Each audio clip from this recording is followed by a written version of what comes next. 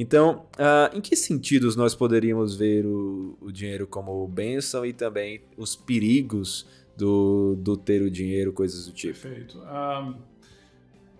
Lembrando aqui de Provérbios 30, Salomão faz uma oração que Deus dê a ele o suficiente, nem a riqueza nem a pobreza. E justamente porque assim, nós temos bênçãos e perigos em relação a cada um dessas situações. Por exemplo, a riqueza. Quais são os perigos da riqueza? Perigo é quando eu dou ao dinheiro toda a confiança, toda a minha atenção. Eu acredito que o dinheiro vai resolver todos os meus problemas, todas as situações que eu enfrentar seria resolvido com dinheiro. E quando a gente tem essa atitude, a gente ignora o nosso Deus, os nossos irmãos, a nossa família, a nossa igreja, e isso você tem aí uma inversão daquilo que Deus criou, que é adorarmos ao Criador e não a criatura, como você também colocou. Mas um contraponto é que a riqueza, isso também está em Provérbios, ela pode servir como uma fortaleza em momentos difíceis, uma proteção ali contra um vendaval. Então, assim, você ter alguns bens contra, de repente, como a gente recentemente passou por uma pandemia, e você ter eventualmente uma reserva de emergência, isso vai te permitir a solucionar algumas situações que você venha enfrentar, a você poder abençoar alguém que está precisando. Então, o dinheiro também é muito útil, né? Então, uma outra analogia que é feita por John Piper é que o dinheiro ele também pode ser como se fosse um iceberg. Ele pode te servir como um local para você parar o seu navio e você atracar e descansar, ou você ali resolver alguma situação, ou ele pode realmente furar o teu casco e te fazer afundar. Então, o dinheiro bem colocado, ele é importante. Mas a pobreza também traz os seus desafios.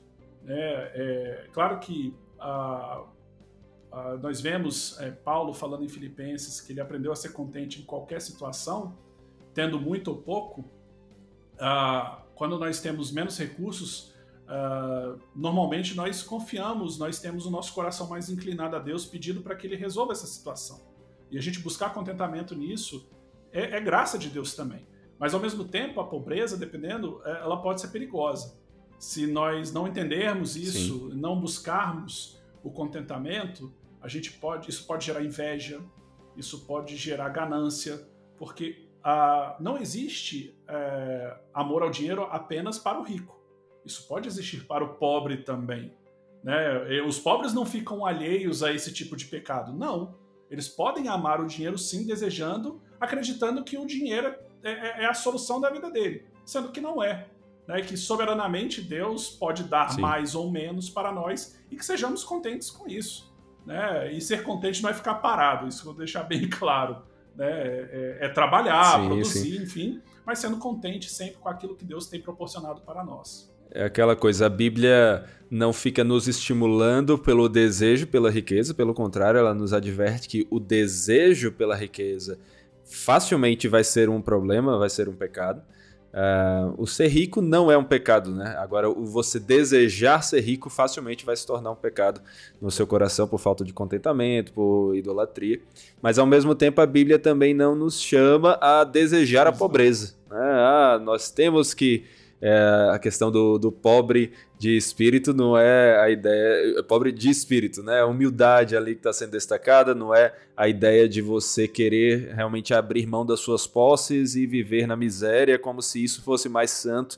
Não, isso aí já é uma visão deturpada que surgiu de má interpretação das escrituras, também um mal entendido a respeito do dinheiro também, né? E o livro vai nos chamar a atenção para essas duas questões. Eu acho legal isso, que ele não está só tratando aqui o amor ao dinheiro, mas também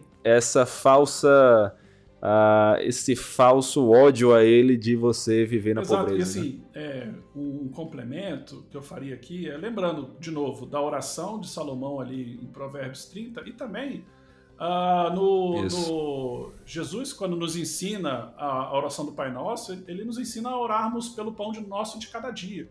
Então assim, para que sejamos ali, tenhamos o suficiente, né? Ele não vai nos abandonar, ele deixa isso claro lá em Mateus 6, mas assim, que possamos trabalhar e ser contentes com aquilo que Deus tem nos dado, mas que nem amemos a riqueza e nem a pobreza.